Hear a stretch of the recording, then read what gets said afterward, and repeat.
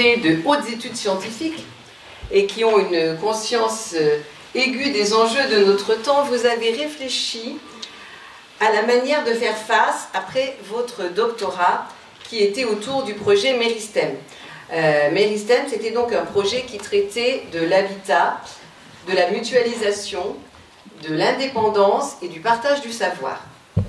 Vous avez fini par décider de vous installer dans un même lieu, à la campagne, pas coupé du monde, et en mutualisant donc un maximum de choses.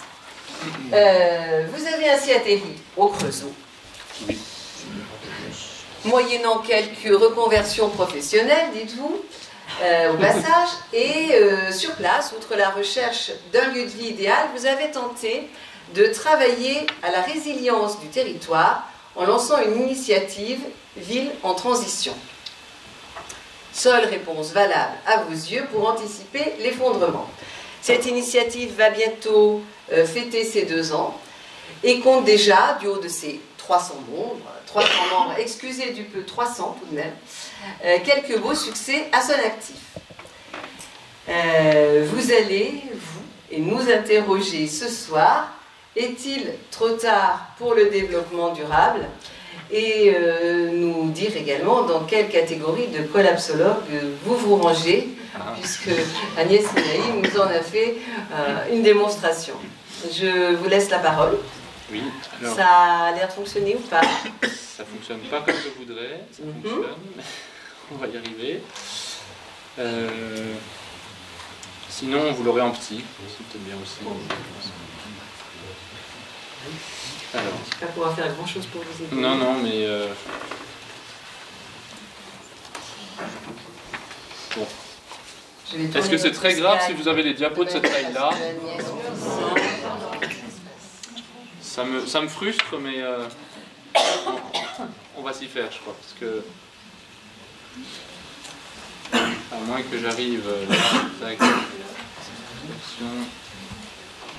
L'écran est grand, il va vous écraser sinon. Alors,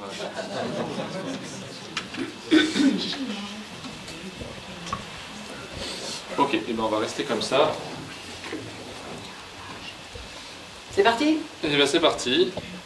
Vous voulez le micro? Alors, est-ce que si je parle comme ça, c'est bon ou est-ce qu'il vaut mieux le micro? Oui, le micro. Quand on fait les deux, de toute façon, c'est toujours la même réponse. Donc bonsoir à tous. Merci pour cette introduction. Effectivement, je m'appelle Toby Codwell et j'habite au Creusot depuis 3 ans.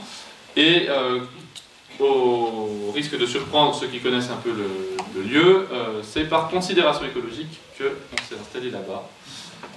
J'aurai l'occasion d'y revenir par la suite. Une considération écologique, quand je dis écologique, c'est au sens très large, qui ont pris forme déjà depuis une dizaine d'années et qui se sont consolidées au cours de mon cursus scientifique, y compris pendant mon doctorat, même si ça n'avait rien à voir avec ces thématiques-là. C'est en acquérant des compétences scientifiques, comme je l'ai dit à ma soutenance de thèse, en devenant scientifique, on devient capable de comprendre, d'appréhender les données scientifiques, mais étant vraiment scientifique, si ces données, on ne les prend pas au sérieux. Alors moi j'ai du mal à faire autrement que de les prendre au sérieux, et ça m'a amené à effectivement revoir un peu ma trajectoire. Donc je vais poursuivre un cursus académique dans des labos, dans des grandes universités, sous réserve qu'il y ait des postes, parce que c'est quand même un problème aussi aujourd'hui. Et en fait, j'ai décidé de m'enterrer, c'est un peu le terme que certains ont pris en regardant mon cursus, au Creusot, parce que je pense que c'est un endroit, et en tout cas un cadre de vie, qui me semble plus adapté à ce que l'on va vivre dans les années qui viennent, que d'aller... J'étais dans la belle ville de Grenoble, mais Grenoble, dans quelques années, j'avais quelques craintes sur le caractère vivable et paisible de cet endroit. Alors, comme je ne sais pas bien à qui je m'adresse, on a mentionné plusieurs fois cet ouvrage « Comment tout peut s'effondrer ». Est-ce que vous pouvez lever la main ceux qui l'ont déjà lu?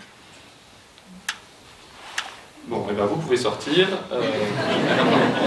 Non, je ne vais pas reprendre cet ouvrage, mais il est fondateur, et il est vrai que je vais m'appuyer dessus copieusement, parce que non seulement il est fondateur, mais il est pédagogique. Et donc, tous ceux qui ne l'ont pas lu, ben, je vous invite à vous y référer, parce que c'est un état des lieux qui est quand même relativement exhaustif, et s'il a eu autant de succès ces dernières années, c'est pas seulement par hasard. Alors je pose une deuxième question, et puis après je vais avancer un peu. Qui, avant ce soir, ou avant de voir les supports de communication de l'événement, n'avait pour ainsi dire jamais entendu parler d'effondrement? Ah, un grand monde. Et à qui cette notion parle peu, c'est-à-dire qu'ils ne seraient pas capables, là maintenant, d'expliquer ce qu'on entend par là à leurs voisins s'ils leur demandaient ce que vous venez faire ce soir ici. Ne soyez pas timide, hein, je serais très content qu'il y en ait. Bon, il y en a quelques-uns. Alors je vais... Bon, ça va être petit, donc vous n'allez pas forcément voir les titres, mais j'avais illustré mon plan par... donc on est au niveau du sol, on va prendre un petit envol, je vais appeler envol exponentiel, vous verrez pourquoi. On va revenir sur Terre un petit moment pour voir comment ça se traduit. On va faire un petit tour au sous-sol ensuite pour illustrer tout ça. On va reprendre un peu de recul, donc vue d'avion, donc on va remonter, pour enfin revenir un peu sur Terre, ici et maintenant, voir ce qu'on peut faire. Donc tout ça simplement pour illustrer que ce que je vais présenter va se couler. C'est pas forcément ce que j'aime le plus faire. J'avais ce matin un cours de maths à mes étudiants, ça les a pas secoués du tout. Dans un sens, c'est mieux. Mais si vous ressortez un peu remué et que vous m'en voulez un peu, je pense que j'aurai quand même atteint une partie de l'objectif, qui n'est pas de vous secouer ou de vous faire vous sentir mal, mais de modifier légèrement la grille de lecture que vous pouvez avoir du monde, afin d'être mieux préparé à ce qu'on peut attendre, sachant que bien malin qui pourra dire exactement de quoi demain sera fait. Hein, gardons ça à l'esprit. Alors, il se trouve qu'une de mes casquettes actuelles, c'est d'être prof de maths. Je sais que dans la salle, je ne vais pas faire un sondage, mais il y en a beaucoup d'entre vous qui sont fâchés avec les maths, pour de très bonnes raisons sans doute. Mais il y a une notion qui me semble importante et que j'ai envie de vous amener ce soir, c'est la notion d'exponentielle. Je vous avais parlé d'envol exponentiel. Alors, ça commence avec une petite énigme, peut-être que certains la connaissent, parce qu'elle est relativement classique. Réfléchissez 2 minutes. Un nénuphar, la surface d'un étang, double de surface chaque jour. Il y a une feuille le premier jour, il y en a 2 le jour d'après, il y en a 4 le jour suivant. En 100 jours, la moitié de l'étang est recouverte. Combien de temps faudra-t-il pour recouvrir tout l'étang? La réponse est 1 jour de plus. D'accord. C'est une bonne réponse, mais est-ce que vous vous représentez vraiment ce que ça représente? Alors, voici ce que ça donne. Au jour 0, il y a juste une feuille, et puis ça augmente, ça augmente, ça augmente, mais ça augmente tellement peu qu'en fait c'est pas visible, mais je vous assure ça augmente quand même. Je vais prendre, il y a un truc laser qui m'évitera de tendre le bras. Voilà. Et c'est seulement vraiment vers la toute fin qu'on commence enfin à voir que ça prend une place significative. Et effectivement, on a 50% de surface le 100e jour, donc le 101e jour, ça a recouvert tout le temps. Heureusement que l'étang n'est pas plus grand, parce qu'il y aurait du désherbage à faire. Hein. Vous voyez la forme que ça prend, c'est absolument pas intuitif. Si je vous avais suggéré de tracer la courbe, je pense que, comme moi et comme beaucoup de monde, vous auriez eu envie de faire quelque chose d'un peu plus progressif. Quand même. En fait, c'est réellement comme ça que ça se passe s'il obéit à cette loi-là. Alors, histoire d'enfoncer le clou, parce que, comme Agnès Sinaï l'a bien dit tout à l'heure, des choses qui dépassent notre entendement qu'on n'arrive pas à se représenter. Donc cette courbe exponentielle, elle en fait partie. Et donc un deuxième exemple que je vous propose, imaginons qu'on ait une feuille de papier très grande, infiniment grande, et qu'on soit suffisamment fort pour la plier en 2 autant de fois qu'on veut. Donc vous la pliez en 2, vous la pliez encore en 2, vous la pliez encore en 2, ainsi de suite. Combien de fois faut-il la plier pour atteindre la tour Eiffel? Alors je vais vous demander à tous de lever la main, ou de lever un bras. Allez jouer le jeu. Vous pouvez lever tous un bras. Ceux qui pensent qu'il faut plus d'1 milliard de fois baisser les bras. Plus d'1 million de fois baisser les bras. Plus de 10 000 fois. C'est une estimation, on sait bien que, voilà, plus de 1000 fois, 100 fois, il y en a qui connaissent, 10 fois. Et bien la bonne réponse, 22 fois. 22 fois, en 22 fois, vous avez atteint la hauteur de la tour Eiffel avec une feuille de papier qui double d'épaisseur, ou pour le dire autrement, à chaque fois. 22 fois seulement. Alors on peut se demander après, pour la distance, pour l'Everest, donc la tour Eiffel, hein, c'est de l'ordre de 300-400 mètres, l'Everest c'est 8000 mètres. Donc si on était à 23, eh ben 26, ça suffit.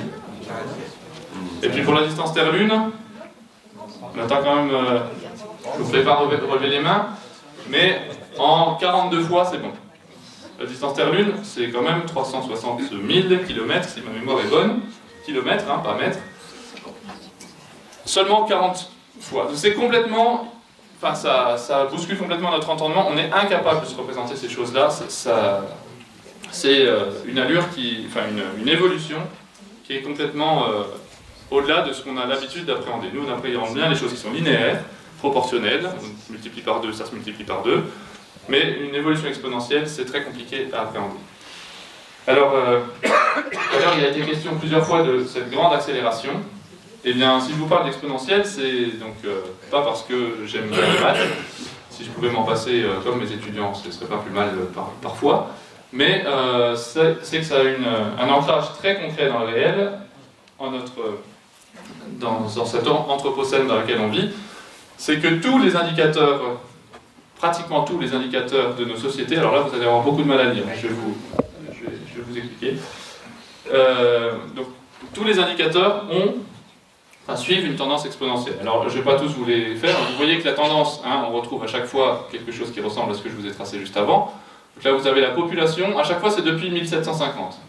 Population, PIB, les investissements étrangers, vous avez la population urbaine, les gros barrages, l'usage de l'eau, la production de papier, les télécommunications, bref, on peut en faire plein. Tous ces indicateurs-là, aussi divers qu'ils soient, obéissent tous à une tendance exponentielle. Alors, on est cet aspect-là parce que globalement, c'est des choses qui améliorent notre confort et notre niveau de vie. Hein. Si la population augmente, bon, on est un peu plus serré, mais c'est quand même signe que l'humanité est capable de se reproduire et de nourrir quand même cette population-là. Si les télécommunications se développent, c'est qu'on a de plus en plus de moyens pour le faire, etc. Le revers de la médaille, c'est ces exponentielles-ci, qui sont, elles, représentatives de la biosphère ou du monde naturel. Alors pareil, je vous en détaille quelques-unes. Donc on a la concentration de CO2, de méthane dans l'atmosphère, la température de surface, celle-là on en parle de temps en temps, l'acidification des océans, et puis les pertes de forêts tropicales, les terres domestiquées, enfin artificialisées, etc. Donc logiquement, tout ce qu'on a produit, on l'a bien produit en allant récupérer des éléments quelque part, et donc vous l'avez ici. Donc, les exponentielles, ça ne sert pas qu'en maths, ça sert très largement à décrire le monde dans lequel on vit.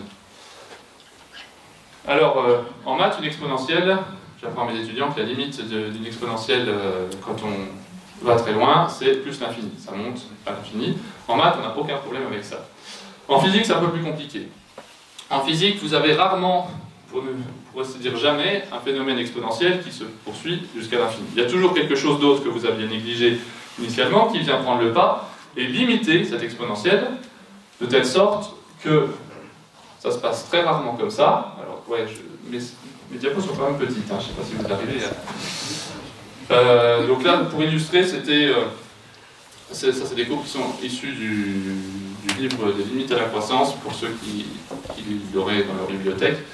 Donc la population qui croît, elle peut croître indéfiniment si la capacité de charge, autrement dit, la capacité de l'environnement à nourrir, loger, faire vivre cette population, croît également.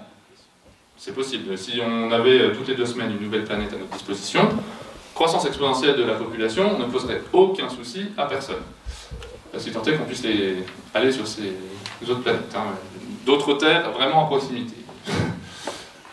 Ou alors simplement si les limites sont très loin, c'est insignifiant. Enfin, le fait qu'on s'en rapproche est insignifiant et donc on peut croître de manière exponentielle sans que ça pose de problème. Et ça a été notre vision du monde en tant qu'humanité pendant très longtemps, et à juste titre, puisque vous aviez beaucoup aidé. Quoique les arbres, c'est pas un bon exemple, parce qu'en France, on a quand même eu des soucis avec les forêts à une époque, mais les ressources qu'on n'a plus chez nous, on peut les trouver à côté, et donc on habite une terre quasiment infinie.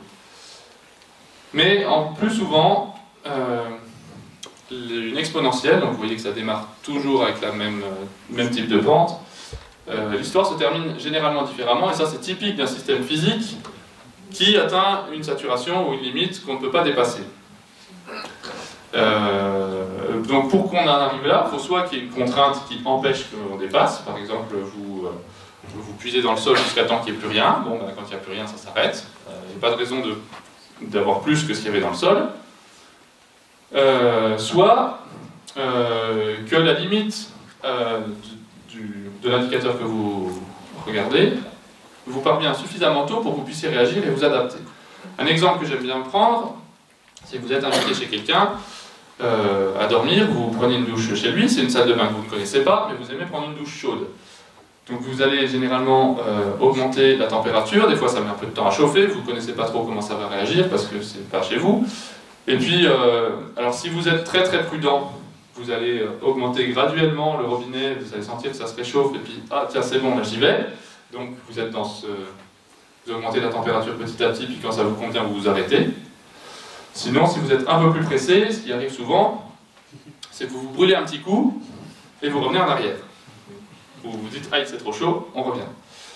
Alors, quand vous allez dans le aïe c'est trop chaud, c'est que vous êtes en dépassement, et ensuite que vous revenez à la température que vous désiriez.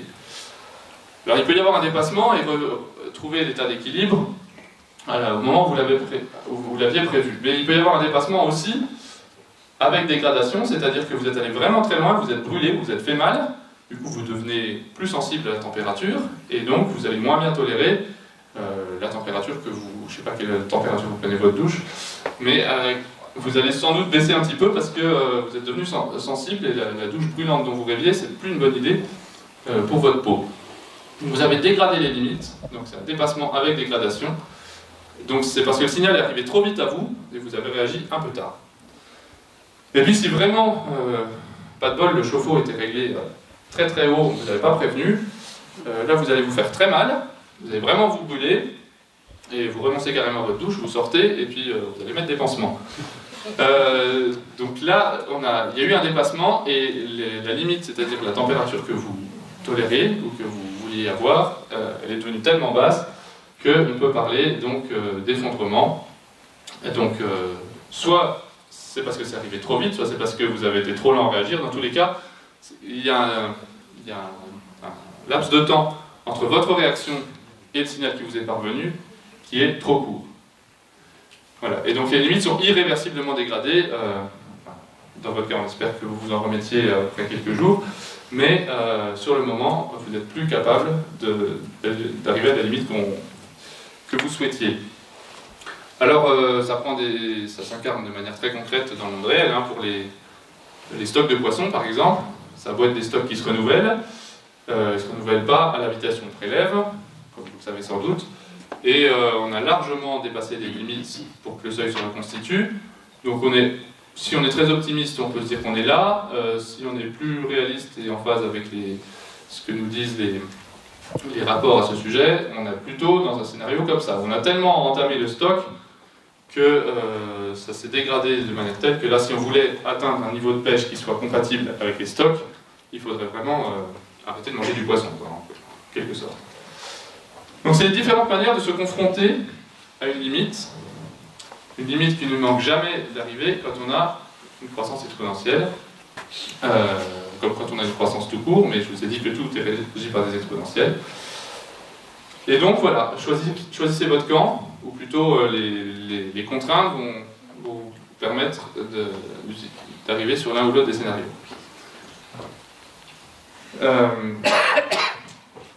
Alors, juste pour en finir avec les exponentielles, ou presque, je vous ai illustré ici ce que ça représente une croissance du PIB par exemple à 2% par an. 2% par an, c'est bon, maintenant les politiques commencent à donner ces chiffres-là parce qu'ils se rendent bien compte que c'est compliqué de faire beaucoup plus, mais ça reste, on a connu quand même beaucoup mieux que 2% par an. Alors à seulement 2% par an, si vous démarrez avec un PIB à 1, vous voyez qu'il aura doublé en l'espace de à peu près 30-40 ans. Je ne suis pas en face de l'écran. Voilà. Il aura doublé une deuxième fois, c'est-à-dire x4, en l'espace de 65 ans, 70 ans. Et puis on aura fait x6 sur une vie humaine. x6. x6. Avec une croissance de seulement 2% par an. On a connu bien plus que 2% par an dans les 30 Glorieuses. Il y a encore... la Chine doit être encore au-dessus. Et encore, ça c'est en comptant le PIB. Il faudrait rajouter plein d'autres indicateurs si on voulait vraiment prendre en compte l'impact que ça peut avoir. Parce que il n'y a pas de PIB sans ressources. Et si je vous ai bassiné avec des exponentielles jusqu'à présent, il y a quand même des choses qui fonctionnent de manière proportionnelle dans ce bas monde. En voilà une. C'est la consommation d'énergie par rapport au PIB. En gros, ça c'est tracé sur, je crois, quasiment un siècle dans le monde entier. Vous prenez pour chaque année la valeur du PIB et l'énergie consommée, vous les mettez tous sur un graphique, et ça fait une belle droite comme ça. Donc c'est presque rigoureusement proportionnel. C'est-à-dire qu'une unité de PIB, c'est une unité d'énergie qu'on fait quelque part. Donc ça explique aussi la correspondance entre les exponentielles orange et les exponentielles bleues que je vous ai montré un peu avant. Alors, je viens de vous parler d'énergie, et on va s'y arrêter un petit peu parce que c'est à mon sens une des clés du problème, et une des clés dont on parle peu. Je pense que des sujets sur le climat, dans vos journaux, dans les médias et dans votre environnement, on en parle, je pense, vous savez tous qu'il y a un problème avec le climat. On a quand même un petit souci sur la manière de gérer ce truc-là. Sur l'énergie, vous êtes sans doute conscient qu'il y a aussi un souci, mais c'est beaucoup moins présent dans les médias, c'est beaucoup plus tabou, et c'est aussi beaucoup plus difficile d'avoir des données très précises. Alors on va dresser le portrait à grands traits, puisqu'on ne peut pas avoir des données très précises, mais c'est intéressant de s'y arrêter, parce que pour nos sociétés, je ne vais pas minimiser le problème climatique, loin de là.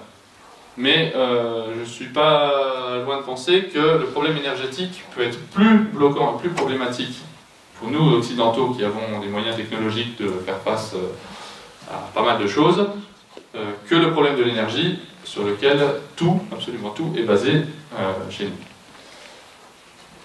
Alors, on va faire un peu le point. Est-ce que vous pouvez... je vais parler d'énergie, mais je ne vais pas parler de n'importe quelle énergie, je vais parler d'énergie primaire. Une énergie primaire, on l'appelle comme ça parce que c'est une énergie qu'on prélève directement dans l'environnement. Donnez-moi une énergie qui n'est pas primaire. L'électricité, oui, personne, dans ma connaissance, ne branche son ordinateur ou son téléphone sur les éclairs d'orage, qui sont pourtant une source d'électricité qui serait importante, mais un peu compliquée à gérer. Donc l'électricité, c'est une énergie qui n'est pas primaire, qui est produite à partir d'énergie primaire. Alors, maintenant, allez-y joyeusement pour me citer toutes les énergies primaires auxquelles on peut penser. Alors, j'ai entendu le charbon, j'ai entendu l'eau, alors il faudra préciser ce qu'on entend par l'eau. Qu'est-ce que vous entendez par l'hydraulique? Les barrages, ok, parce qu'il y a d'autres sources d'énergie liées à l'eau. On peut citer les usines marémotrices, par exemple. C'est pas tout à fait la même chose. Donc le charbon, l'eau, enfin l'hydraulique, j'ai entendu le vent, j'ai entendu le pétrole, le gaz, le solaire. Alors le solaire c'est pareil, il y a plusieurs moyens d'exploiter. On a les panneaux photovoltaïques, on a les panneaux solaires thermiques, on a le solaire à concentration, mais le solaire de manière générale, puis j'en oublie, Le bois. Le vent, on l'a dit. Le bois, tout à fait. Le nucléaire, donc l'uranium, selon la définition, effectivement, c'est quand même quelque chose qu'on prélève et qu'on considère aujourd'hui comme une source d'énergie primaire, même si ça demande de gros équipements derrière. La géothermie, la chaleur de la Terre, oui, on l'apprend directement. L'huile de coude, eh ben, je suis content que vous le disiez parce que généralement on l'oublie celui-là. L'huile de coude ou l'huile de coude des animaux. Parce que l'attraction animale, je vous rappelle que chez nous ça revient à la mode dans certains endroits et d'ailleurs Yves Cochet en est un fervent défenseur et il n'a sans doute pas tort. Mais ça reste l'actualité de bon nombre de paysans dans le monde aujourd'hui. Hein. Donc on va dire la motricité animale, on va mettre l'homme dedans parce qu'il y a aussi un animal. Et qu'est-ce qu'on aurait oublié? On a fait le tour globalement, je crois. Alors, voilà la consommation d'énergie mondiale dans le monde depuis 1900. Et toutes celles que vous m'avez citées, absolument toutes, sauf le bois, parce que le bois il est dur à quantifier, parce qu'il ne passe pas forcément par des flux commerciaux et comptables. Donc toutes sauf le bois sont là-dessus. Alors, vous allez, je vais vous mettre à contribution, vous allez prendre 2 minutes pour donner votre nom à votre voisin de gauche ou de droite, et puis avec lui, essayez de mettre au moins les 4 premières, les 4-5 premières. Juste, essayez d'en discuter entre vous, essayez de situer sur ce graphique où sont les différentes énergies que l'on vient d'énumérer, puisqu'elles sont toutes dessus. Et au passage, c'est une bonne idée de faire connaissance avec votre voisin.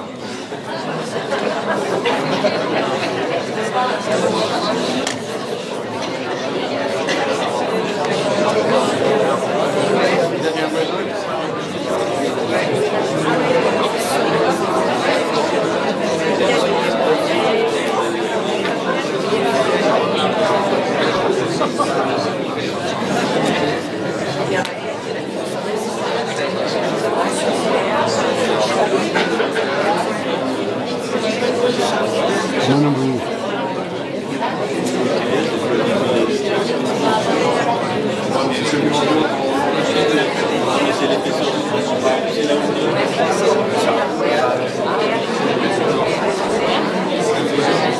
Quelle est elles sont cumulées, les unes sur les autres. C'est l'épaisseur. C'est l'épaisseur de qui Ah ben, on va voir.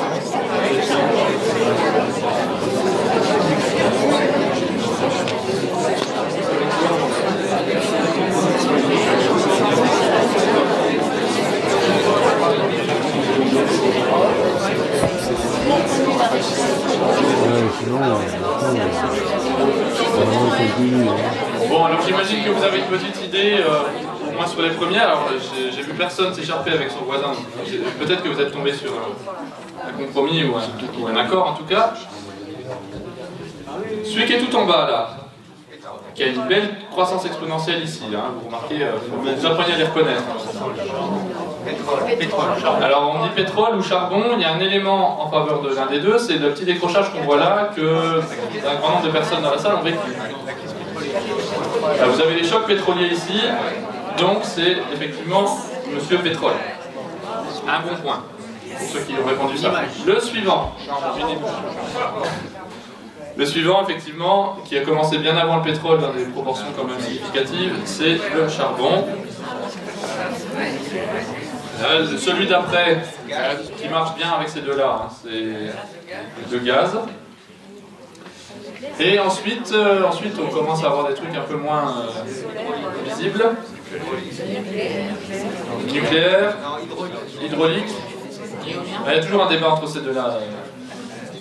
Alors c'est effectivement le nucléaire. Alors c'est pas assez précis pour voir que ça démarre dans les années 60, mais effectivement c'est le nucléaire. Et puis le petit liseré au-dessus.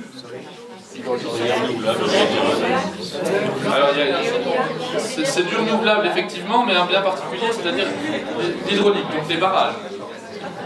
Les barrages qui apportent une quantité significative à la contribution totale. Et puis il y en a encore plein que vous avez listés. Hein. Bon, et ben, ils sont tous réunis en un seul, et ils sont là. Voilà, donc ça s'est développé, ça s'est clairement développé ces dernières années. Mais enfin, il y a quand même plusieurs enseignements sur ce graphique. C'est qu'on est toujours aujourd'hui à quelque chose de l'ordre de 83% d'énergie fossile dans le monde, et encore, j'inclus pas le nucléaire là-dedans, alors que ça pourrait être défendable de l'y mettre. Donc 83% d'énergie fossile, qui sont donc l'immense majorité de l'énergie qu'on consomme dans le monde. Un peu de nucléaire, un peu d'hydraulique, donc ça nous fait la part belle de l'électricité, et puis tout le reste, tout ce qui agite tant de monde et tant de débats dans ces petits renouvelables qu'on voit au-dessus. C'est pas pour dire qu'il n'en faut pas, hein. C'est simplement pour dire que d'ici que cela résolve la question avec cela, il va s'écouler du temps, et encore faudrait-il voir, bon, il y a d'autres questions qui rentrent en ligne de compte, on y reviendra après. Mais il y a un autre enseignement important de ce graphique, qui n'est pas forcément le premier qui nous vient à l'esprit, c'est que chaque fois que dans l'histoire on s'est tourné vers une nouvelle source d'énergie, on s'est mis à exploiter massivement une nouvelle source d'énergie, elle est venue s'ajouter à la précédente. Vous voyez jamais une substitution en disant bah tiens, maintenant qu'on a le nucléaire, on va arrêter le charbon. Et maintenant qu'on a... donc ça se cumule, et donc ça fait une belle exponentielle globale. Donc une exponentielle, je vous rappelle, ça ne monte pas jusqu'au ciel. Il va y avoir sans doute un plafond à tout ça. Alors, est-ce que ça va être un dépassement avec... là, logiquement, on ne peut pas produire plus que ce qui est possible. Donc, on risque de plus de plafonner que de décroître rapidement si on arrive à maintenir les taux de production. Alors, ça, j'y viens après. Mais donc, jamais une énergie s'est substituée à une autre. Et il y a un événement assez unique dans l'histoire humaine ici, avec ces chocs pétroliers. Parce que, hormis catastrophe sociale, guerre ou... de grande amplitude, je crois pouvoir affirmer que jamais dans l'histoire de l'humanité on a eu si rapidement une baisse de la consommation d'énergie qui soit vraiment significative. Et ça a eu lieu à ce moment-là. Est-ce que ça se renouvellera? On verra. Mais en tout cas, ça suit une longue croissance depuis quasiment la nuit des temps, même si le graphe commence en 1900. Alors vous voyez que parmi ces trois fossiles, le pétrole reste quand même l'énergie reine, hein, et le pétrole il est difficilement substituable parce qu'on s'en sert notamment pour les transports, et que des solutions de transport avec quelque chose d'aussi pratique que le pétrole, on n'en a pas sous la main. Je dis même d'aussi pratique que le pétrole. Alors je m'attarde 2 minutes sur le pétrole parce que là encore il s'agit de quelque chose de fondateur pour comprendre les enjeux d'aujourd'hui. Ça, c'est ce à quoi ressemblait un puits de pétrole au début du XXe siècle. De manière un peu caricaturale, mais c'est l'idée. On fait un trou, ça sort. Ça, c'est plutôt maintenant. On fait un trou, ça sort. Mais il faut aller chercher un peu plus loin. Alors, si on est passé de ça à ça, c'est qu'il s'est passé quelque chose. Ce quelque chose, on va l'illustrer comme ça. Alors, vous avez sur ce graphique les découvertes de pétrole conventionnel. Donc le pétrole conventionnel, c'est le pétrole qui est facile à exploiter, qu'on connaît et qui alimente globalement vos voitures encore aujourd'hui. Et donc vous reconnaissez ici les grands producteurs, le Koweït, l'Arabie Saoudite, la Sibérie, l'Alaska, le Mexique, la mer du Nord. Donc les découvertes de pétrole qu'on aimerait pouvoir extraire du sol, année après année. Donc il y a eu un boom là où on en a découvert énormément et des réserves vraiment conséquentes. Et puis je ne sais pas vous, mais il me semble qu'on n'a pas arrêté d'en chercher, pourtant on en trouve moins. Alors si on continue de chercher et qu'on en trouve moins, soit on est devenu très mauvais, soit il y en a moins. Soit il y en a moins. Alors j'ai pas réussi à trouver données plus actuelles, donc ça s'arrête ici en 2010 par là. Donc tout ce qui est en blanc c'est de la spéculation, hein, c'est pas... si ça se trouve on a encore un gros pic derrière. Enfin en termes de capacité à explorer et puis de moyens mis pour explorer, je pense qu'on n'a jamais été aussi bon qu'aujourd'hui. Donc si avec tout ça, on n'est pas capable de trouver encore des pics significatifs, on peut quand même estimer qu'on a fait un peu le tour de la question, même si on peut se battre un peu sur le détail des valeurs, parce que c'est toujours très compliqué, hein, c'est un jeu de dupes, chaque personne veut révéler exactement les réserves qu'il a. voilà, des estimations quand même qui donnent une idée de là où on en est. Alors ça, c'est ce qu'on a découvert, et après ce qu'on a découvert, il faut l'extraire pour pouvoir l'utiliser. Donc là, en bleu, vous avez la courbe de production, donc qui a démarré gentiment, et puis qui suit la fameuse exponentielle qu'on a vue sur la courbe d'avant, qui a ce décrochement lié au choc pétrolier, et puis qui a des oscillations jusqu'à aujourd'hui. J'ai pas prolongé, mais ça n'a pas augmenté comme ça, comme peut-être qu'on voudrait le souhaiter.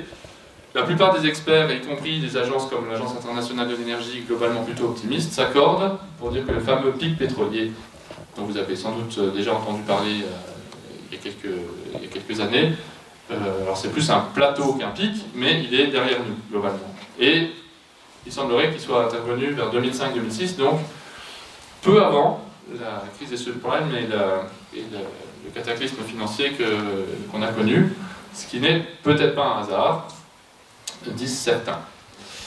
Alors si vous vous rappelez de la corrélation entre énergie et PIB que je vous ai montré avant, c'est pas absurde de penser qu'il y a quand même un lien, même si la finance, par-dessus, elle vit sa propre vie. Donc, le pic de production est logiquement derrière nous, donc on s'avance vers un avenir où on pourra produire soit pareil, soit moins. Sachant que les besoins dans le même temps, avec les pays émergents et des pays comme la Chine, l'Inde, le Brésil, eux, ils ne vont pas arrêter d'en demander, bien au contraire. Donc ça veut dire que le gâteau se rétrécit quand même considérablement, et qu'il va falloir peut-être se préoccuper de comment tout ça peut se terminer dans les années à venir. Alors j'ai parlé de pétrole conventionnel, vous savez qu'il y a les gaz de schiste par exemple, qui ont permis aux États-Unis de prolonger la fête quand même significativement ces dernières années, en palliant le déficit de pétrole conventionnel par ce genre de parade. Mais d'un point de vue rentabilité financière, c'est pas encore joyeux. En tout cas, ça leur a donné encore un peu de quoi voir venir sur le plan énergétique. Mais bon, c'est qu'un palliatif. La réalité globale, on peut l'illustrer comme ça. Alors, j'aime bien cette notion de taux de retour énergétique, c'est un terme un peu pompeux qui fait peur de prime abord, mais qui n'est pas si difficile à comprendre. Vous avez une machine à sous. Dans une machine à sous, il faut mettre des sous pour gagner des sous. Et bien, si vous voulez de l'énergie, il faut mettre de l'énergie pour en avoir. Le pétrole, même si il a envie de sortir du sol, il faut quand même quelques infrastructures et quelques coups de pioche pour l'en faire sortir comme on voit ici, donc au début du XXe siècle. Début du XXe siècle, donc avec un baril, vous pouviez en extraire 100. Donc si vous avez un sous qui a ce rendement-là, je pense que vous jouez et qu'on aura du mal à vous faire quitter le casino. Aujourd'hui, quand on met en production quelque chose d'aussi technologique qu'une plateforme pétrolière comme celle-là, qui raffine une partie de son pétrole sous sol, hein, parce que c'est finalement plus simple comme ça. Donc, si c'est plus simple comme ça, on imagine ce que ça doit être si on devait le ramener à la surface et le ramener sur Terre. Donc ce genre d'infrastructure, vous imaginez bien que ça ne se construit pas en une soirée et que ça demande quand même quelques investissements pour investissements énergétiques, j'entends, financiers aussi, mais c'est surtout l'énergétique qui nous intéresse, pour que ça fonctionne et puis que ça puisse rapporter des barils à la surface. Donc là, on est plutôt sur un rapport de 6 pour 1. C'est quand même nettement moins glorieux que ce qu'on avait ici. Et puis sur des saletés comme ça, qui sont les sables bitumineux d'Alberta, au Canada, où on est en train d'éventrer le sol sur des hectares et des hectares pour aller chercher ces hydrocarbures lourds qui sont mélangés avec, c'est plutôt 3 pour 1. Et je vous parle pas de la consommation d'eau. Alors, des champs comme ça, il y en a encore en production. Donc on n'est pas globalement à 6 ou 3 pour 1 aujourd'hui. On est plutôt aux alentours de 10 pour 1. Alors, encore une fois, c'est un ordre de grandeur. Hein. Vous trouverez des gens qui vous diront on est plutôt à 12, d'autres plutôt à 8. On peut se battre sur les chiffres. Mais ça donne un bon ordre d'idée quand même de la décroissance de rentabilité, on va dire, subie en un siècle. Et c'est logique, hein, je ne sais pas qui d'entre vous, quand il commence au petit déjeuner, commence à tartiner sa tartine par la confiture qui est sur les bords. Généralement, si vous avez le choix, vous allez la prendre au milieu du pot, là où c'est facile, et puis vous allez chercher sur les bords, là où ça prend plus de temps et c'est plus compliqué, quand vous n'avez plus que ce choix-là. C'est pareil en économie, c'est pareil en géologie, on va chercher ce qui est le plus accessible et le plus facile d'abord. Hein. Alors ce taux de retour énergétique, il est vraiment pratique pour faire donner un panorama global. Il est un peu controversé parce que c'est très difficile à estimer, donc prenez pas les valeurs que je vais vous montrer comme argent comptant, prenez-les juste comme des curseurs qui vous indiquent la tendance. Donc, je vous ai parlé du pétrole, le pétrole conventionnel, donc je vous ai dit à peu près 10 aujourd'hui, entre 10 et 20, alors que c'était à 100 au début du siècle. Et ça va continuer à décroître. Hein. Tout ce qu'on trouve aujourd'hui, c'est globalement de moins bonne qualité ou plus dur à extraire. Donc si c'est plus dur à extraire, c'est qu'il faut plus d'énergie pour l'extraire. Ça fait donc baisser ce fameux rendement. Pour le charbon, la mauvaise nouvelle, c'est qu'il est quand même très intéressant, ce taux de retour énergétique. C'est très intéressant de mettre du charbon en production. Alors ça, pour l'instant, on s'en sert surtout pour faire de l'électricité ou du chauffage et pas beaucoup pour se déplacer, encore que. Mais viendra un jour où, sans doute, on se tournera massivement vers le charbon pour faire déplacer les véhicules. C'est ce qu'ont fait les Allemands pendant la Seconde Guerre mondiale. Donc on sait faire sans problème. Alors, bon, je ne vous fais pas un topo sur le fait que le charbon, c'est pas souhaitable de l'utiliser beaucoup. Hein. C'est rentable, mais il y a d'autres paramètres climatiques notamment qui invitent à éviter quand même de trop se tourner vers ça, si on avait le choix. Le gaz, on est plutôt à 10. Le nucléaire, alors c'est très dur à estimer. Hein. Est-ce qu'il y a le démantèlement pris dedans? Combien de temps durent les centrales? Est-ce qu'on retraite les déchets, etc. Donc on a une fourchette quand même assez large. 5 ou 15. Les sables bitumineux, comme je vous l'ai dit avant, c'est plutôt de l'ordre de 3, enfin entre 2 et 4. Le pétrole de schiste, contrairement au pétrole conventionnel, et outre les dégâts environnementaux qu'il cause, il est quand même très diffus. Il faut faire plein de petits puits partout, qui n'ont pas une durée de vie très longue. Et donc dès que vous avez quelque chose à ramasser qui est éparpillé, c'est toujours plus long, et plus compliqué, et plus gourmand en énergie que quelque chose qui est concentré. C'est bien pour ça que le pétrole est vraiment l'énergie raide, parce que c'est très très concentré. Et en matière d'énergie non concentrée, ben malheureusement, nos renouvelables tiennent une belle place, parce que alors l'hydroélectrique, le taux de retour énergétique est très bon, mais l'hydroélectrique, on a fait un peu le tour de ce qu'on pouvait installer dans le monde. Hein. Et puis les gros barrages qu'on a construits ces dernières années, c'est... Je ne sais pas si tout le monde a envie d'en avoir un en bas de chez lui. Donc il ne faut pas s'attendre à ce qu'on en fasse beaucoup plus. L'éolien, c'est très très diffus. Il faut vraiment en mettre partout. Et ça demande quand même beaucoup d'énergie pour construire les mâts, pour les entretenir, pour les mettre en place, pour avoir les infrastructures qui rapatrient ensuite le courant électrique. Donc le rendement est quand même pas très haut. Alors c'est renouvelable et ça a plein de vertus, mais le taux de retour énergétique, il est assez faible. Pareil pour le photovoltaïque, c'est des valeurs prises pour l'Espagne. Donc tout ça, pour le coup, je me suis copieusement appuyé sur le livre, je suis allé voir sur d'autres sources qui présentent des valeurs similaires, mais cette synthèse, c'est à ce livre que je la dois. Et les agrocarburants, alors le solaire à concentration, ces gros miroirs qu'on met dans le désert, là, du coup c'est du solaire plus concentré que ce qu'on peut mettre sur les toits, mais il est dans le désert, les miroirs ils prennent le sable et puis il faut quand même les entretenir et les poser, c'est pas là qu'on vit en général, donc ça fait que le rendement global à l'heure actuelle n'est pas trop élevé, et les agrocarburants, alors sauf usage très spécifique, c'est vraiment pas intéressant, d'autant plus que comme vous le savez, ça pousse là où on pourrait faire pousser de la nourriture. Donc ça pose aussi d'autres questions. Donc voilà le panorama global. Alors, il va de soi que quand on tombe à 1 pour 1, si votre machine à sous en mettant 1 euro, vous récupérez 1 euro, sauf à vous réjouir de voir l'euro tomber, vous arrêtez de jouer assez rapidement. Donc en dessous de 1, c'est même plus la peine de considérer. Mais il ne s'agit pas d'être à 2, parce qu'à 2, vous aurez extrait votre baril, mais il va vous falloir encore de l'énergie pour le raffiner, pour l'amener sur les lieux de production, et puis pour le convertir en, par exemple, déplacement de semenciers pour faire pousser de la nourriture. Il ne s'agit pas d'être à 2, et même, a priori, on s'accorde pour que notre société occidentale, telle qu'on la connaît, le surplus qu'on doit dégager pour arriver à maintenir donc, une agriculture, un système de logement, des transports, système éducatif, système de santé, et puis tout un tas de loisirs et puis de biens de consommation qui nous sont absolument indispensables. Pour tout ça, il faut 12 pour à peu près. Donc tout ce qui est en dessous, si c'était tout seul, c'est un cocktail, hein, donc il faut bien voir que... Enfin, pas faire dire ce que ça ne dit pas ici, mais tant qu'on est en dessous de 12, ça signifie quoi? Ça signifie pas qu'on tombe à l'âge de pierre instantanément, ça signifie pas qu'on crève de faim tout de suite, ça signifie simplement qu'on ne peut pas maintenir le système tel qu'il fonctionne actuellement. Donc, on doit le réajuster, on doit faire des arbitrages, on doit choisir plutôt de favoriser tel aspect plutôt que tel autre, et donc de faire des choses qui sont nécessairement pas populaires, parce que si on a le choix, on préfère tout maintenir et même avoir plus de tout.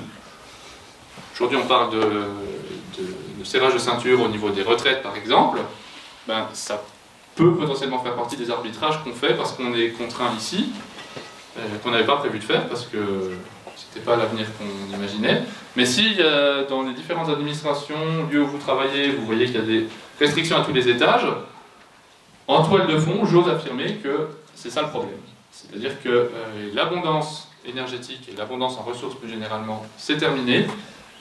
Qu'on en ait pris conscience ou pas, on en subit les effets, et donc il y a des réajustements à faire, et qui peuvent prendre une tournure violente. Rappelez-vous, il y a un an, les gilets jaunes, une mesure qui est proposée, ben c'est la mesure de trop, parce que c'est déjà un contexte qui est compliqué, et que ça oblige à repenser encore plus des choses auxquelles les gens, légitimement, s'estimaient avoir droit. Donc, en dessous de 12, ça signifie réajustement, choisi ou subi, mais réajustement, parce que la physique est têtue, et que si vous n'avez pas dans le sol ce dont vous avez besoin, eh bien, il va falloir faire sans, tout simplement. Alors, je ne sais pas si ça, c'est des choses que tout le monde avait bien en tête, mais je crois que c'est vraiment important de s'y attarder un moment, et j'ai encore plein de choses à dire, mais on y reviendra sur les questions si vous voulez.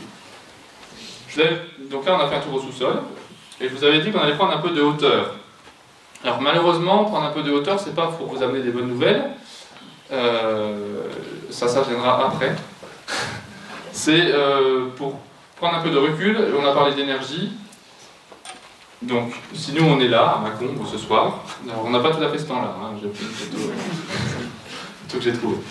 On est à Mâcon ce soir, donc on a un problème. Vous le savez, j'en ai pas parlé, mais vous le savez, un problème costaud avec le climat, mais vraiment costaud. Hein. Quand on parle de plus 5 degrés, c'est vraiment la trajectoire qu'on suit, c'est plus 5 degrés à la fin du siècle. Le dérèglement, il n'a pas décidé de s'arrêter à la fin du siècle, parce que c'est la date qu'on s'est fixée. Ça, c'est la tendance jusqu'en 2100. Ce qui se passera après, ça risque de compliquer encore les choses. Je ne m'attarde pas là-dessus et sur les conséquences que ça peut avoir, d'autres le feront mieux que moi. Ça fait suffisamment de mauvaises nouvelles pour ce soir. Je vous ai parlé de l'énergie, comme quoi on avait un souci. Alors juste pour l'anecdote, cette photo c'est une station pour le pompage du gaz en mer du Nord. Alors j'ai lu sur Wikipédia, ça vaut ce que ça vaut, que c'est la plus grosse structure que l'homme ait jamais déplacée. Ça fait 360 000 tonnes, je crois. Tout ça pour aller chercher du gaz. C'est qu'il y a des enjeux quand même derrière qui sont conséquents. Hein, si on en est... Et ça fait déjà, je crois que ça date des années 90. On a un petit souci avec les sols et avec la ressource en eau, les terres arables qui se réduisent soit parce qu'il y a de l'érosion, parce qu'on a construit n'importe où et qu'on n'a pas géré ça comme il faut, soit parce que les conditions climatiques ne favorisent pas, soit parce qu'on les bétonise tout simplement. On manque de terres arables. Enfin, on commence à manquer de terres arables et ça ne va pas s'arranger dans les années qui viennent. Et la ressource en eau est critique aussi, même peut-être avant, je ne sais pas. Et donc, c'est un troisième facteur qui a un potentiel de déstabilisation de notre société qui est absolument énorme. Et à lui seul, il pourrait vraiment faire basculer notre quotidien, en fait. Hein. Si vraiment on manque de terres cultivables, si en plus c'est croisé avec un problème de climat ou d'énergie, ou les deux, ça risque d'être un peu compliqué à gérer. On a un problème, alors là je voulais illustrer la perte de biodiversité, donc 6e extinction de masse, vous connaissez certainement ce chiffre des insectes volants, on a perdu donc dans une étude faite en Allemagne, 80% des insectes volants en 30 ans. Donc ça veut dire qu'entre le moment où je suis né et aujourd'hui, on a perdu 80% des insectes volants dans les zones où ça a été mesuré. Ça ne veut pas dire que ça va s'arrêter là, ça ne veut pas dire que c'était isolé malheureusement. Et les insectes, c'est la base de l'alimentation de nombreux... dans la chaîne de l'alimentation, c'est quand même à la base. Hein, et donc, on sait que les oiseaux, ça suit. Et voilà, les insectes en eux-mêmes, c'est déjà un problème. Hein, parce qu'on a quand même besoin d'eux, même si on n'aime pas trop les trouver dans un coin de notre salle de bain. On a quand même bien pollué tout ça aussi. Alors, ça, c'est une pollution visible et palpable qu'on n'a pas trop chez nous, mais qui est quand même le quotidien de beaucoup de monde. Et nous, on a aussi une pollution plus diffuse, à travers la pollution des sols, à travers la pollution de l'air, à travers la pollution de l'eau. Tout ça ne nous aide pas à être en bonne santé et à faire face non plus aux problèmes qui risquent de se poser dans les années à venir.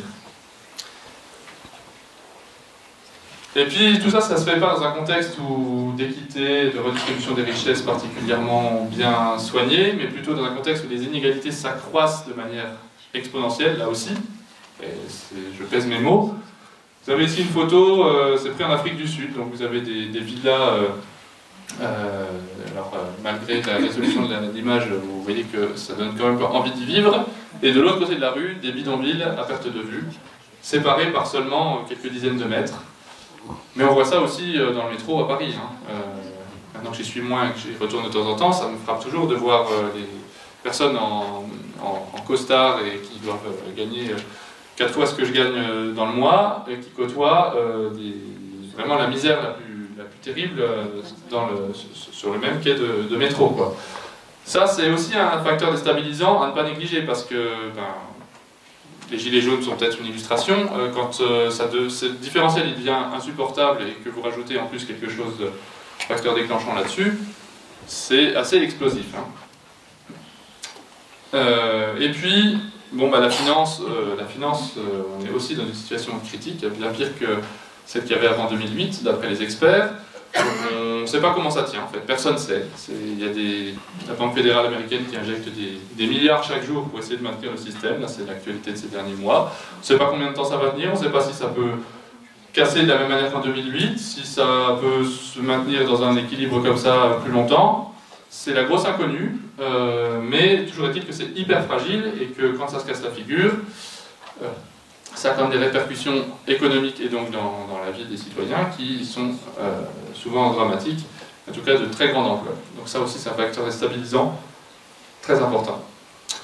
Et puis j'en termine rapidement avec ce trou qui est en fait une mine à ciel ouvert, qui illustrait le fait que d'un point de vue des métaux, il y a aussi un gros enjeu, alors pas tellement sur l'acier ou l'aluminium qui sont très abondants sur Terre, mais en gros sur tout le reste, que ce soit les métaux rares dont on a besoin pour tout ce qui est électronique, ou des métaux comme le cuivre, qui sont déjà dont le cours grimpe quand même dangereusement, parce que on a aussi là commencé à racler les fonds de tiroir, ou en tout cas il est de plus en plus compliqué à extraire. On aurait de l'énergie abondante, c'est pas grave, on pourrait aller chercher plus loin, mais vous savez qu'on a un problème sur l'énergie aussi. Et on aurait seulement un problème d'énergie, on pourrait construire des plateformes pétrolières et des structures pour aller chercher de plus en plus loin. Peut-être qu'on s'en sortirait. Là, on a les deux en même temps. Et ça, c'est vraiment un cocktail détonnant. Alors, une synthèse de tout ça, parce que j'aime bien les synthèses, et surtout quand elles ont fait leurs preuves, c'est les courbes proposées dans le rapport Meadows, ou le rapport au Club de Rome, paru dans les années 70. Alors, moi, je m'en souviens pas, j'étais pas là pour sa parution, mais il avait fait malgré tout grand bruit, même auprès des politiques, où 3 jeunes scientifiques du MIT se sont mis à modéliser, à essayer de voir comment se comportait le système Terre avec des grands indicateurs comme la population, le niveau de production, enfin là vous en avez quelques-uns, mais il y en a beaucoup plus que ça, même si c'est un modèle très simplifié. En mettant donc les interrelations entre tout ça, s'il y a plus de population, il faut plus de nourriture, mais ça produit aussi plus de biens, vous voyez les interactions qu'on peut avoir pour modéliser tout ça. Et ils ont fait tourner le modèle, et ils ont regardé ce qui se passait. Et ils ont été très surpris dans le mauvais sens du terme, parce qu'ils avaient beau tourner les paramètres comme ils voulaient. Ça, c'est les données historiques qu'ils avaient ils ont rentré dedans. La suite de l'histoire était à chaque fois très déplaisante, parce que ça faisait une courbe en cloche qui annonçait un avenir pas très radieux à l'humanité. Et ils ont réussi quand même à produire un scénario qui ne se terminait pas comme ça, mais il aurait fallu avoir une politique extrêmement volontariste et extrêmement forte, volontaire, dès cette époque-là pour infléchir la tendance. Alors j'étais pas là, mais je pense que vous pouvez témoigner que ça n'a pas eu lieu. Ce qui a eu lieu plutôt à la place, c'est qu'on a suivi exactement le modèle qu'ils ont appelé Standard Run, donc en continuant la prolongation, en continuant sur la lancée. Alors maintenant on a 40 ans de recul sur leurs travaux, et il y a un scientifique australien qui s'est dit, bon ben, ce qu'ils nous ont produit là, ce qu'ils nous avaient prédit, entre guillemets, même si c'est toujours un peu délicat d'employer ce terme, est-ce que ça colle avec les données qu'on a avec 40 ans de recul? Alors, je vous laisse en juger. Vous avez en pointillé ce que le modèle donnait, et en très plein, ce qui c'est les indicateurs qu'on a pu mesurer avec le recul. Alors pour ceux qui ne sont pas très familiers avec ce que représente un modèle physique, surtout un modèle de cette complexité-là, ça peut sembler quand même des gros écarts. Hein. Mais en fait, bien sûr, pour avoir fait un certain nombre de manips en labo, quand on a un truc qui marche aussi bien que ça, on est généralement très content. Hein. Ça veut dire qu'on ne s'est pas trop planté sur les interrelations et sur les lois qu'on a mis dedans, et que du coup, on peut quand même s'en servir pour en tirer des enseignements.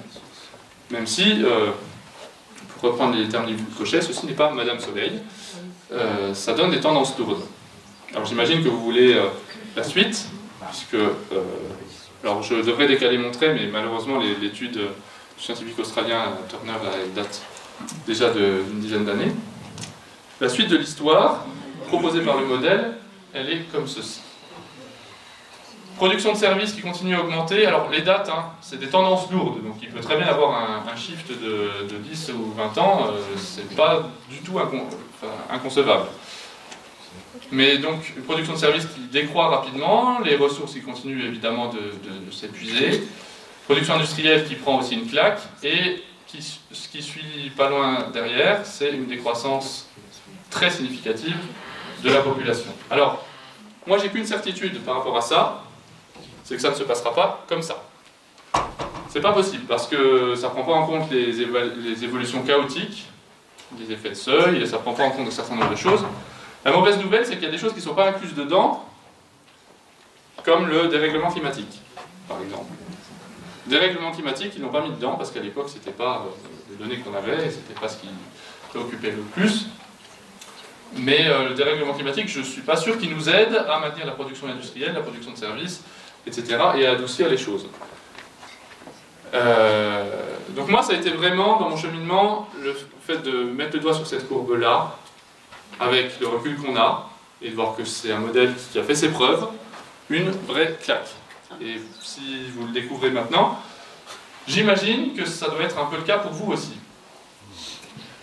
Alors c'est une vraie claque, mais on s'en remet. La preuve c'est que je suis là devant vous. On s'en remet, mais ça change profondément la vision du monde. Et notamment, même dans une perspective écologique, parce que j'étais déjà bien engagé avant de découvrir ça, il y a un terme qu'on ne peut plus entendre, c'est celui de développement durable. Parce que, non pas, c'est pas qu'il ne faut pas le faire, c'est juste que c'est plus du tout en phase avec la réalité. On n'en est plus à se demander si la voiture va éviter le ravin, on en est à se demander comment elle va atterrir. Mais elle a déjà sauté, on est sur une trajectoire qui, Agnès parlait tout à l'heure de verrouillage, qui est verrouillée en tendance, ça ne veut pas dire qu'on ne peut plus rien faire, mais sur un horizon proche, quoi. Donc même le climat, si on arrêtait d'émettre aujourd'hui, il ne va pas arrêter de se réchauffer tout de suite, on a une inertie de 40 ans. Donc la voiture a déjà sauté, la question c'est vraiment comment gérer l'atterrissage. Et en fait, quand on prend le temps de digérer ça, et je souhaite que vous preniez le temps, parce que vous allez vous retrouver très seul ce soir si vous n'êtes pas venu avec votre conjoint,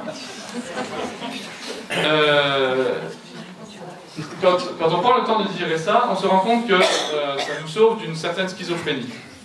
Une schizophrénie où on est bien conscient qu'il y a des problèmes et qu'il faut agir, il faut mettre du renouvelable, il faut isoler sa maison, il faut faire tout un tas de choses. Puis en fait, les nouvelles nous montrent que ça ne change rien, que tout avance toujours vers la même direction.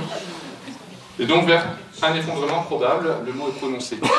Mais sortir de ce cadre-là, ça ouvre un horizon de possible qu'on n'avait jamais imaginé avant, parce que si la trajectoire qu'on avait imaginée, si l'horizon que vous aviez peut-être, je vous le bouche là maintenant, il faut bien être conscient qu'il y a autre chose à côté de cet horizon qui se bouche. Vous avez d'autres trajectoires possibles, et même des trajectoires qu'on n'a jamais envisagées.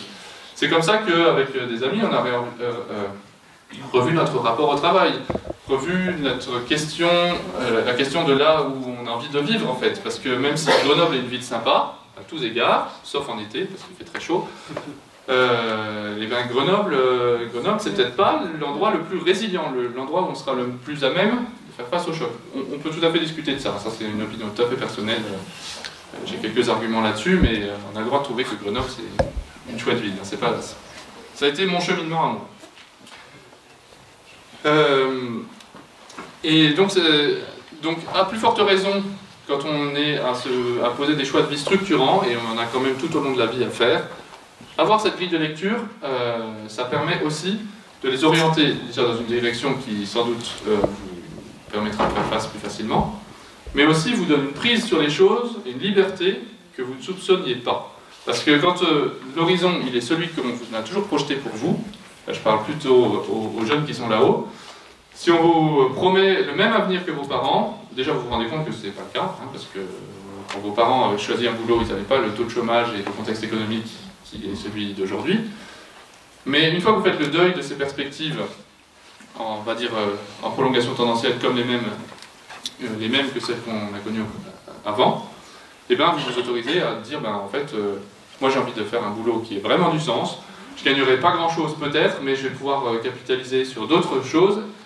Les retraites, alors nous les retraites, quand j'entends mes collègues parler des retraites aujourd'hui, et qui se retournent vers moi, je peux pas leur tenir cet exposé là en 5 minutes, donc c'est compliqué. La solitude dont je vous parlais, je la ressens bien à ce moment-là, mais j'ai un autre horizon en fait. Je dis les retraites, on ne parlera sans doute pas de retraite dans 20 ou 30 ans. Par contre, du coup, c'est important qu'au jour le jour, ce que je fais, il ait du sens et que je ne me mette pas dans un boulot salarié qui va à l'encontre de mes principes, juste parce que c'est le modèle qu'on me vend, en fait. Quitte à me mettre un peu en marge, c'est important de tenir compte de tout ça au jour le jour, et ça permet d'accepter tout ça avec une relative sérénité, parce que quand on commence à prendre des actions qui sont en phase avec ce qu'on croit, et bien ça permet vraiment de l'accepter et que ça ne reste pas une vague idée. J'aurais jamais pu vous présenter ça si j'avais pas eu ce cheminement qui m'a permis de faire des choix structurants en fonction de ça dans ma vie aujourd'hui, parce que j'aurais l'impression d'être un imposteur en fait. Vous écoutez Pablo Servigne, il a aussi fait des choix de vie en fonction de ça, vous écoutez aussi, j'imagine que Agnès aussi.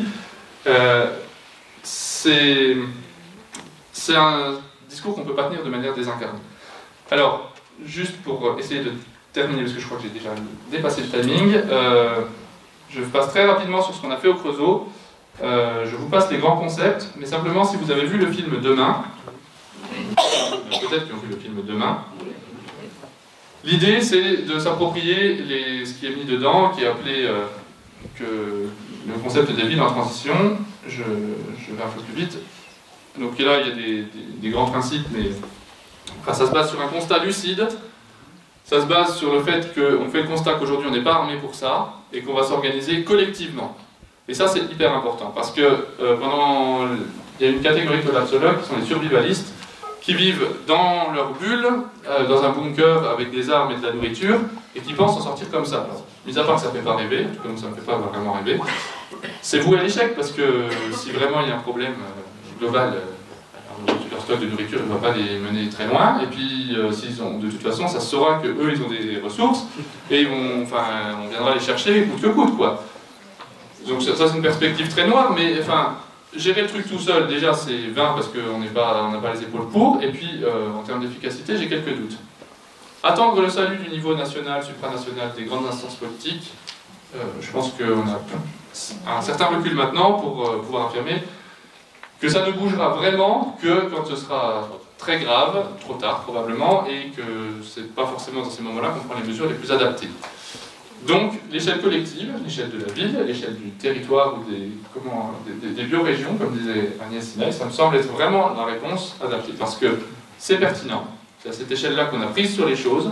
Vos élus locaux, vous pouvez aller les voir si vous avez besoin d'eux. Si vous n'avez pas besoin d'eux, vous pouvez aller voir les gens de votre quartier pour s'organiser ensemble et puis gérer les choses. Et en situation de crise, c'est de toute façon vers votre environnement proche que les choses vont s'organiser. Parce que vous n'allez pas... votre cousin qui habite en Australie, il ne vous sera pas d'un très grand secours à ce moment-là. Donc la résilience, elle se cultive à l'échelle locale. Et le fait d'avoir pris sur les choses, ça donne vraiment envie d'avancer et ça permet d'accepter ces constats-là. Tant qu'on reste face au constat, sans avoir incarné ça d'une manière ou d'une autre, on ne l'accepte pas complètement, en fait, je pense.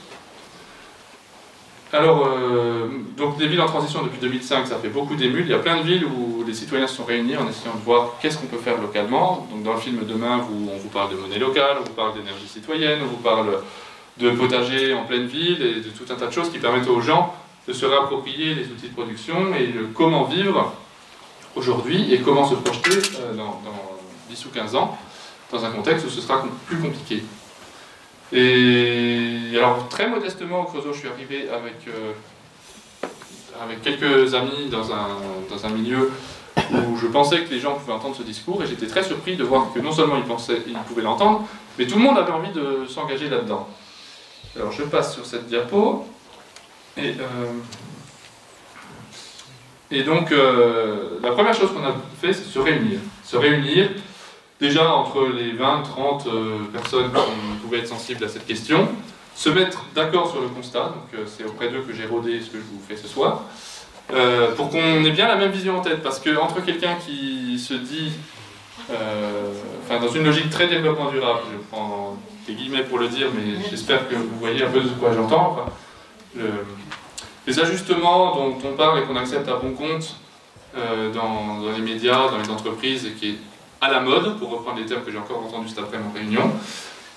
Ce développement durable à la mode, il n'est pas en phase avec les enjeux qu'il y a là. Il faut viser une autre échelle d'action.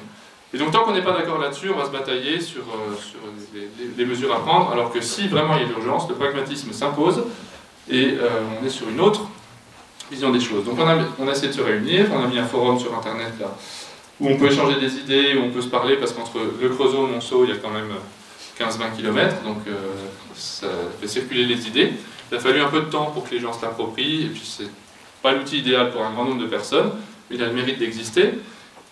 On fédère comme ça, effectivement, à peu près 300 personnes aujourd'hui, c'est en croissance, je ne sais pas si elle est exponentielle, mais c'est en croissance. Et on se voit, parce que le forum internet c'est pas suffisant, bien entendu. Et on a quelques petits succès, comme Catherine le disait en introduction. On a notamment réussi, en l'espace de quelques semaines, et j'exagère pas, monter une association pour la promotion du vélo en ville. Je ne sais pas si vous vous êtes déjà déplacé en vélo au Creusot. Quand on vient de Grenoble, c'est quelque chose. Pendant le dénivelé, c'est pas le plus gros souci. Surtout qu'on est un ovni et qu'il n'y a rien d'adapté, il n'y a même pas d'endroit où accrocher le vélo. Je pense que c'est un peu mieux à Mâcon. Mais donc on a créé une asso pour la promotion du vélo et on a fédéré tout d'un coup plein de cyclistes. Des gens pas forcément effondrés ou collapsologues ou quoi que ce soit, mais des gens qui sont intéressés par cette thématique, qui donnent du sens et qui contribuent à la résilience du territoire. Parce que quand on a pris l'habitude de se déplacer en vélo, il y a un certain nombre de choses qu'on relocalise naturellement parce qu'au vélo on ne va pas aussi loin qu'en voiture. Et puis on croise les gens, on les connaît. Et la clé c'est vraiment ça, c'est déjà faites connaissance avec vos voisins, votre quartier, les gens de votre ville. Parce qu'il n'y a rien de pire que d'aborder une situation de crise avec une culture de l'individualisme. Comme dit aussi Pablo Servigne dans son deuxième livre. Aborder les pénuries, gérer les situations de crise, on sait faire, en tant qu'humanité, on a déjà vécu des choses quand même costauds, mais avec une culture de l'individualisme où c'est chacun pour soi, ça risque de mettre un peu de piment dans la manière de vivre les choses. Donc on a un groupe qui s'est monté sur les monnaies locales, alors ça prendra peut-être 3 ans, 4 ans à émerger, ça émergera peut-être pas, mais ça invite à se poser aussi plein de questions. Ce qui est intéressant, c'est vraiment les questions qu'on se pose derrière, et puis qu'est-ce qui nous amène à nous poser ces questions. Si on en est à se réunir un soir en parlant de monnaie locale, c'est qu'il y a quand même du chemin de fait en termes de prise de conscience et qu'on envisage l'action à un autre niveau que si on trie ses déchets. Je ne vous dis pas d'arrêter de trier vos déchets, mais ça vraiment trier ses déchets face à ce qu'on s'apprête à vivre, ça ne va pas changer grand-chose, hein, je ne veux pas vous décevoir. Vu les scores qu'on atteint en plus, il faudrait multiplier par un facteur conséquent. Et puis qu'est-ce que j'avais marqué? Oui, on a créé une association derrière ça pour réserver des salles, avoir un peu de trésorerie, etc. C'est modeste, mais le simple fait d'avoir fédéré 200 à 300 personnes qui peuvent parler de ces thématiques-là, sans forcément, je vous dis, tout le monde n'est pas dans un registre effondrement, mais simplement d'avoir un lieu d'échange où on n'est plus isolé parce que dans son lieu de travail, dans sa famille, dans les différents cercles dans lesquels on évolue, avoir ce constat-là en toile de fond qui n'est pas partagé par les autres, c'est peut-être ce que vous allez vivre dans les jours qui viennent, préparez-vous, c'est pénible. C'est pénible. Trouver d'autres gens qui le partagent, avec qui on peut échanger, avec qui on peut envisager sereinement un avenir désirable dans ce contexte-là, parce qu'il y en a, c'est vraiment une des clés, je crois, pour pouvoir y faire face. Voilà. Alors je vais m'arrêter là, je vous laisse avec juste voilà, donc l'ouvrage de référence, à mon sens, qui reste ce premier livre de Pablo Servigne, le manuel de transition qui a été écrit avant, donc qui est très ancré, pétrolier, mais qui est tout à fait d'actualité aussi, où des villes en transition, on fait un retour d'expérience et vous donne une espèce de manuel clé en main. Qu'est-ce qu'il faut faire et dans quel ordre pour arriver à initier des initiatives de relocalisation, de résilience sur votre territoire. Et je vous assure que c'est un truc enthousiasmant et que vous trouvez des gens pour vous suivre. Il faut commencer par 2-3 gens un peu sensibles. Hein. Ne commencez pas par votre collègue le plus réfractaire. Mais ça donne vraiment envie de s'y engager quand on dit ce qu'il y a dedans.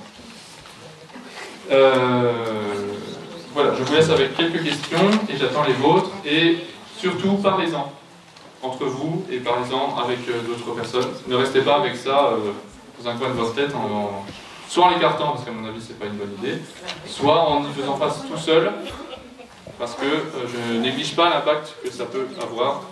Je suis passé par là aussi. Merci infiniment pour ce